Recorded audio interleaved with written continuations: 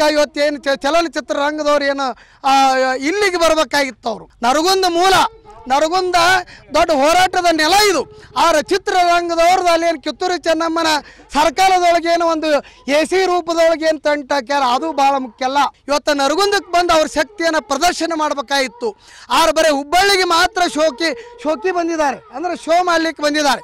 ಅದಕ್ಕೆ ನಾ ಖಂಡಿಸ್ತೀನಿ. ಒಂದು ಐತಿಹಾಸಿಕ ನಿರ್ಣಯವನ್ನು ಇವತ್ತು ಅಲ್ಲೇನು ಕಿತ್ತೂರು ಚೆನ್ನಮ್ಮನ ಸರ್ಕಾರದಲ್ಲಿ ಹಾಕಿರ್ತಕ್ಕಂಥ ಚಿತ್ರ ನಟರು ತಗೋಬೇಕು. ಚಲನಚಿತ್ರ ನಟರಿಗೆ ನಾವು ವಿನಂತಿ ಮಾಡ್ಕೋತೀವಿ, ನೀವು ಹುಬ್ಬಳ್ಳಿ ಧಾರವಾಡದಲ್ಲಿ ಕುಳಿತು ಈ ಚರ್ಚೆ ಮಾಡುವುದನ್ನ ಮೂಲ ಹುಟ್ಟಿರ್ತಕ್ಕಂಥ ಈ ನರಗುಂದಕ್ಕೆ ಬಂದು ನವಲುಂದಕ್ಕೆ ಬಂದು ಇಲ್ಲಿನೂ ಕೂಡ ಈ ರೈತರೊಡನೆ ನೀವು ಬಂದು ಭಾಗಿಗಳಾಗಿ ಈ ಜನರ ಒಂದು ಕಷ್ಟವನ್ನು ನೀವು ಅರ್ಥೈಸಿಕೊಂಡು ನೀವೆಲ್ಲ ಹೇಳ್ತೀರಿ.